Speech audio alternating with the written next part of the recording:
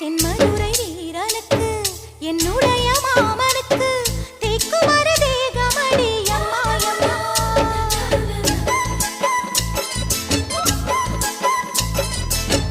மாமன் பெற்ற பெண்ணுனக்கு மையெழுதும் கண் எதுக்கு என்னை வந்து கொல்லுதடி எம்மா எம்மா.